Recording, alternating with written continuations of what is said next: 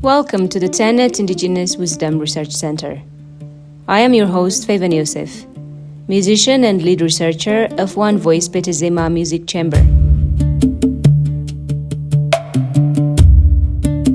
In this podcast series, we decode the profound mysteries of ancient vocal acoustics, sacred geometry, and divine frequencies.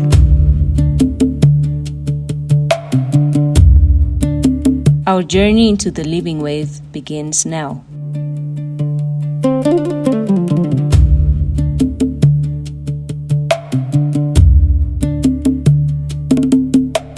Welcome to The Debate. You know, when you look at a high-definition digital photograph on a screen, it looks, well, perfectly continuous. A fluid image. Right. It looks like real life. Exactly.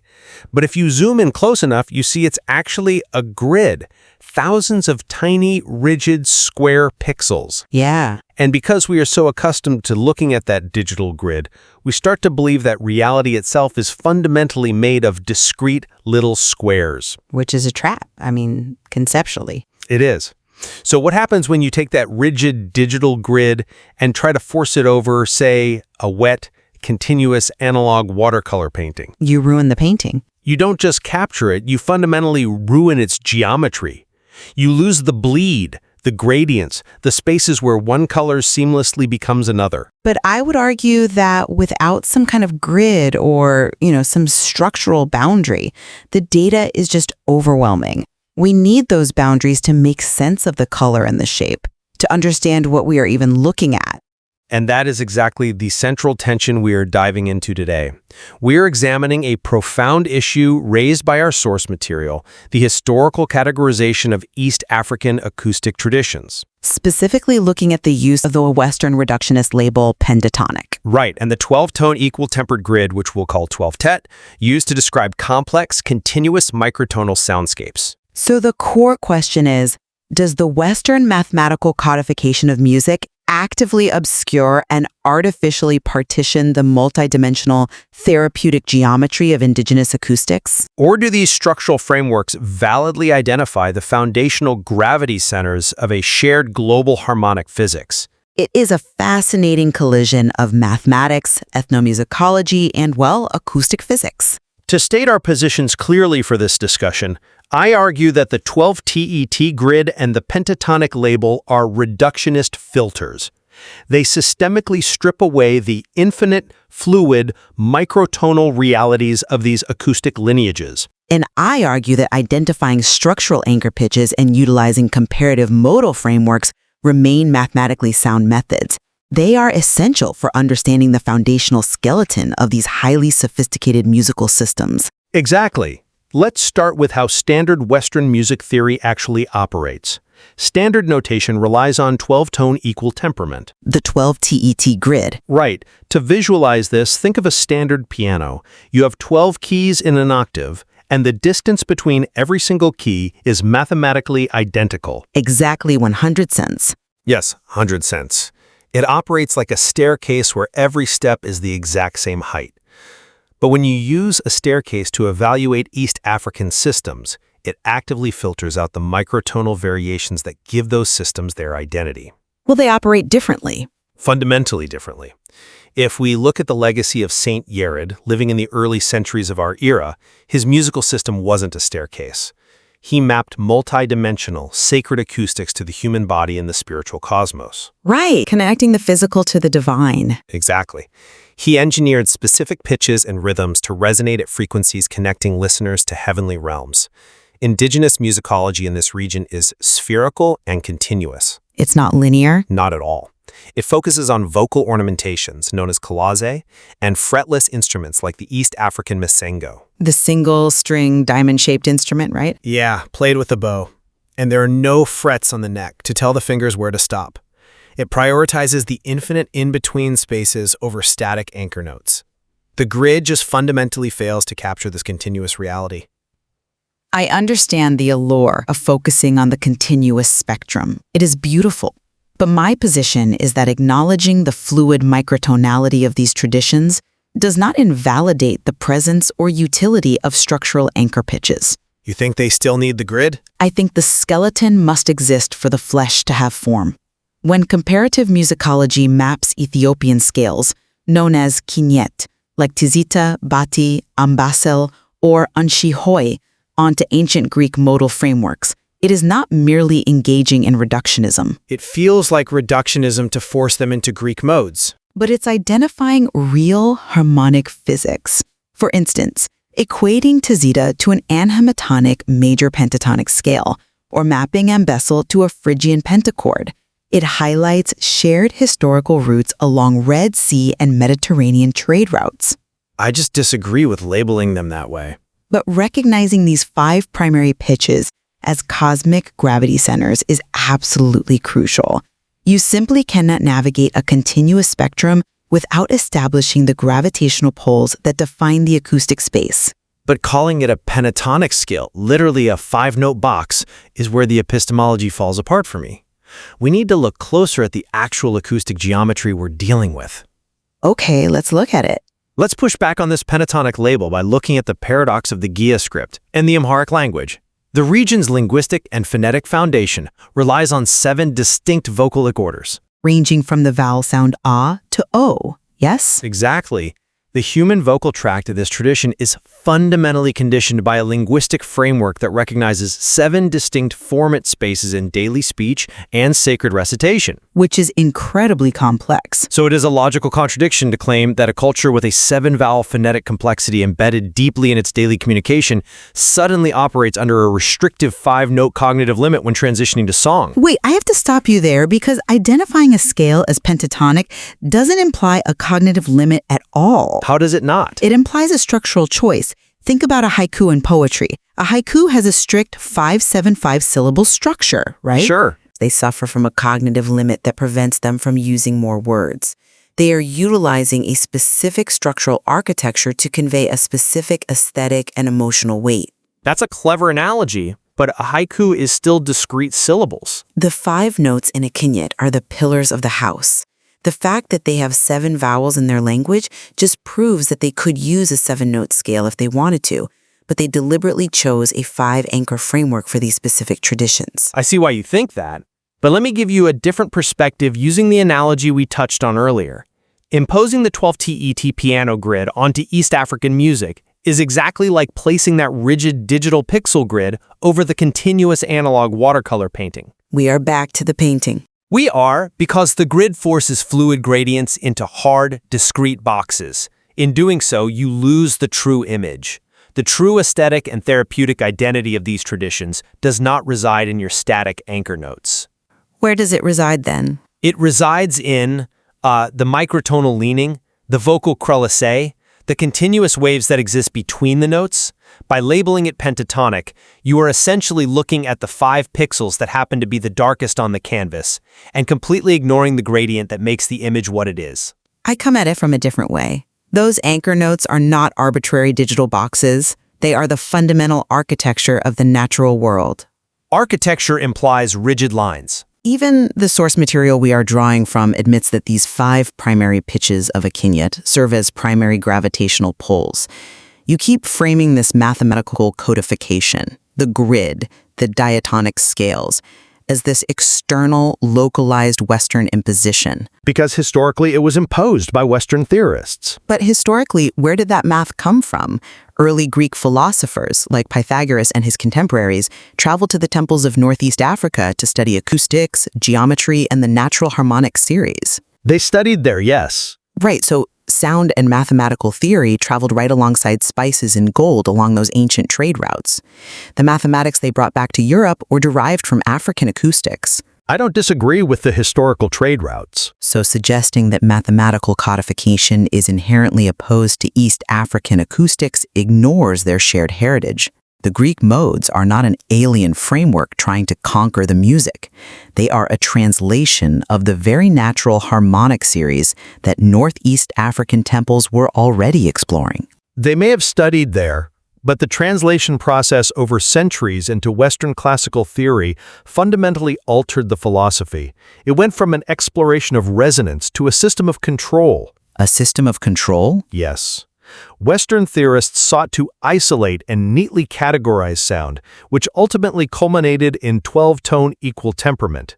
They divided the octave into 12 mathematically equal semitones of exactly 100 cents. Creating the staircase? It became that linear staircase where a performer must jump from one distinct predefined step to another. To remove this academic bias and actually measure the indigenous reality on its own terms, we have to look at empirical pitch analysis. I agree that empirical measurement is the only way to settle the physics of this.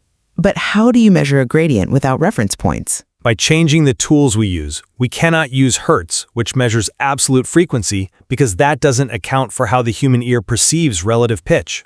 Okay, so what do we use? Acoustic phenomena must be measured in cents, which is a unit of pitch interval. Remember, in the Western grid, the distance between any two adjacent piano keys is exactly 100 cents.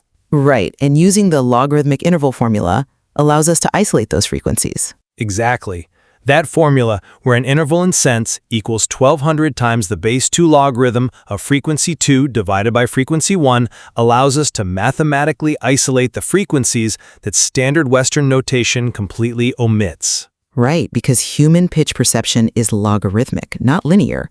An octave jump from 100 to 200 hertz sounds the same as an octave jump from 1000 to 2000 hertz to our ears. Precisely.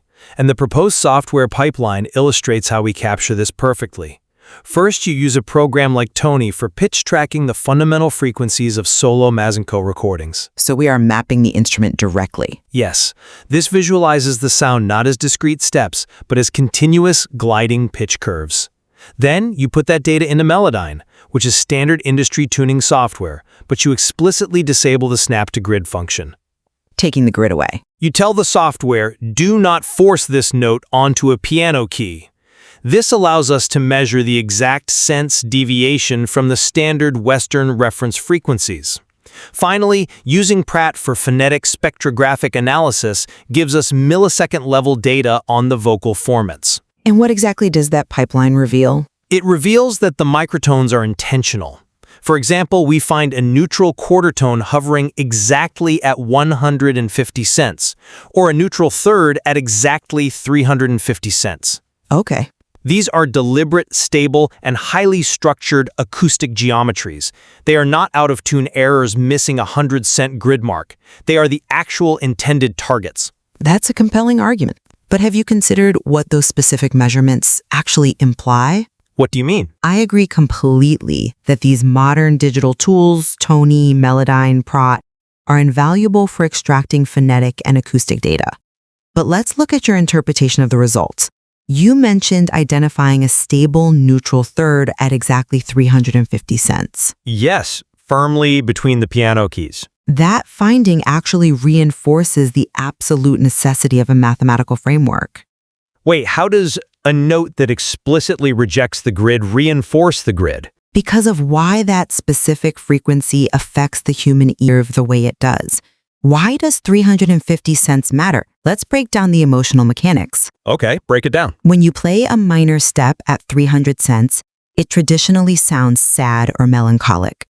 When you play a major step at 400 cents, it sounds happy or resolved. In Western theory, sure.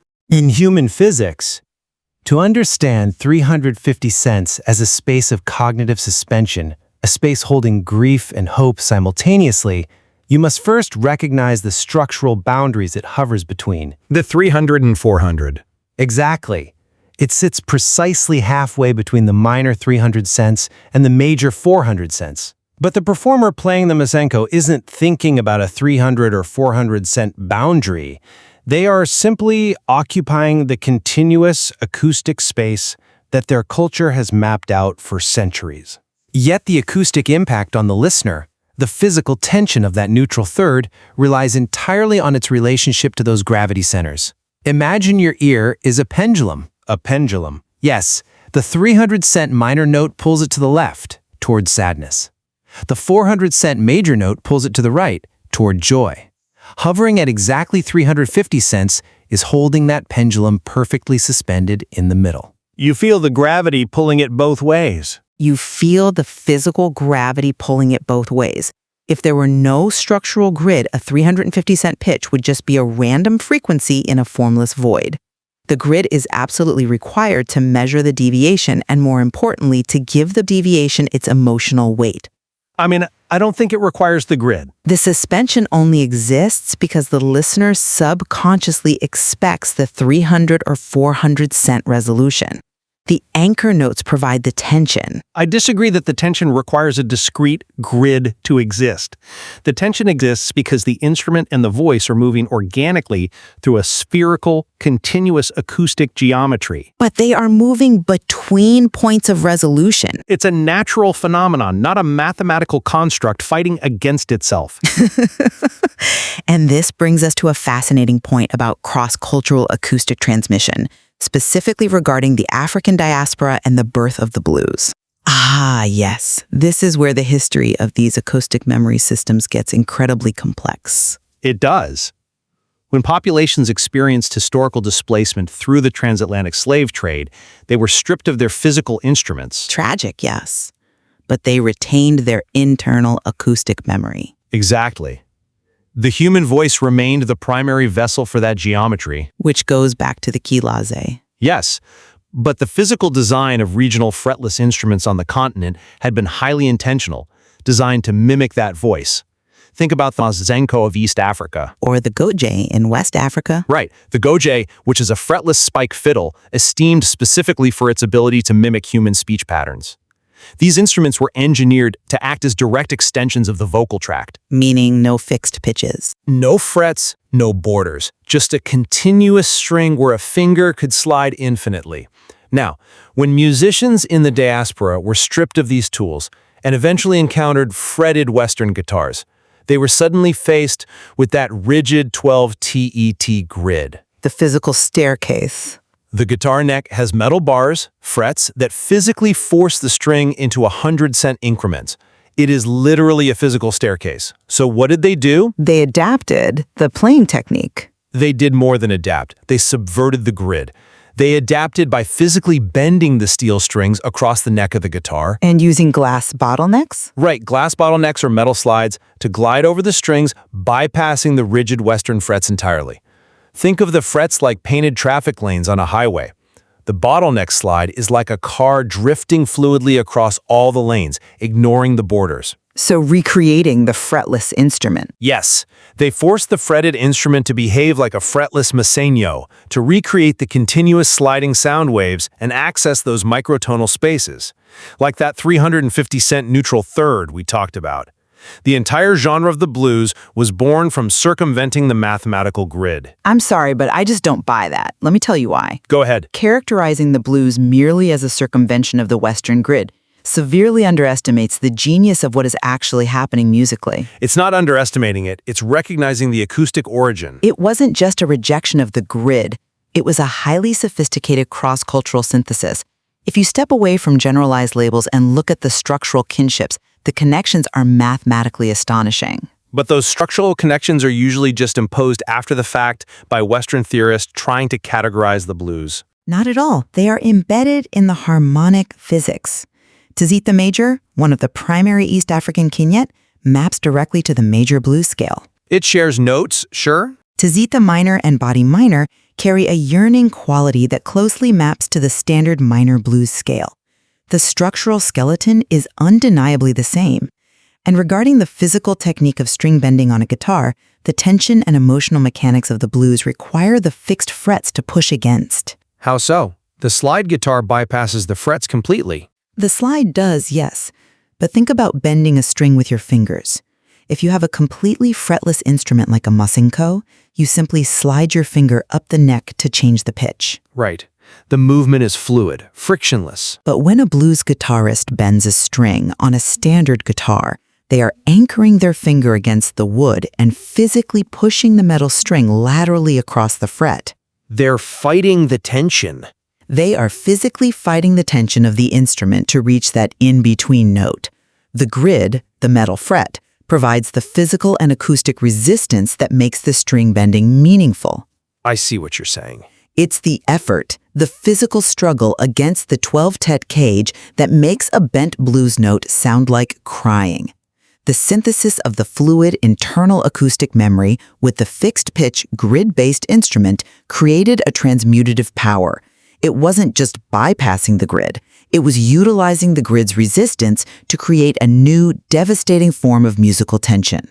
That tension, though, is an artifact of the instrument's limitation, not a feature of the original acoustic intent. I think it became a feature. The original intent, preserved in those kiloze vocal inflections and the continuous waveform of fretless instruments, is meant to be a therapeutic space. It's not supposed to be a struggle against a metal bar. But the struggle is what we hear now. By defining global acoustic lineages solely by static structural anchors, by insisting on labeling things pentatonic or forcing them into comparative Greek modes, we artificially partition our sensory world. The systemic acoustic borders must be dissolved. Dissolved entirely? Yes. We have historically quieted the very frequencies designed to bridge human consciousness by forcing them into these neat 100-cent steps. The blue notes aren't errors, and they aren't just the sound of pushing against frets. They are the sacred, unmapped spaces between the notes. They are where the actual human experience is felt. I completely agree that the space between the notes is profoundly rich, and that standard Western notation cannot fully capture a continuous wave. It looks like a mess if you try to write it down. Exactly. If you try to write down a vocal collage using standard sheet music, it looks like a mess of accidentals and slurs that doesn't convey the reality of the performance at all. But we must summarize exactly what that means for our understanding of acoustic physics. Right. While the fluid microtonality is emotionally complex, the structural anchors and modal skeletons provide the necessary gravitational forces that give these infinite soundscapes their specific aesthetic and cultural identities. You cannot have tizita or bati without their primary gravitational poles. You need the anchors. The architecture is what allows the living, breathing entity of the music to stand up. Just as a river needs banks to direct its flow, the continuous sound wave relies on the anchor pitches to give the listener a sense of home and departure. It seems we are arriving at some points of convergence, even if we weigh the elements differently. I think so. We entirely agree that human acoustic expression fundamentally transcends simple compartmentalization. The ancient vocal traditions we are discussing hold deep, multidimensional structural complexity. Beyond a doubt. And traditional labels like Pentatonic often fail to capture living, breathing acoustic entities. A label is just a map, and the map is not the territory. Yes. Whether you view the 12 TET grade as a cage that limits the music, or as a necessary map that identifies its fundamental physics and tension, we can both acknowledge that the source material's open invitation is vital. Bringing in the acoustic scientists.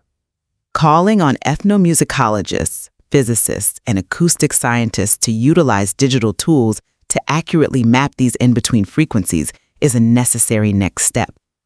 We finally have the software to measure the gradient without forcing it into a box. It is an invitation to reclaim a borderless model of collective human understanding. The tools, Tony, Melodyne, Prot, are in our hands, ready to analyze the continuous sound wave on its own terms. We just need to use them. What is required now is the collective will to listen beyond the lines of standard theory, to hear the music not as a staircase, but as a living environment. And to recognize that whether we are analyzing the sacred, multidimensional acoustics of Saint Yared in the 6th century, or the string-bending physical tension of a blues guitarist in the 20th century, the complexity of human sound demands our deepest intellectual charity and rigorous study. Absolutely. There is so much more to explore in how we quantify and qualify human expression.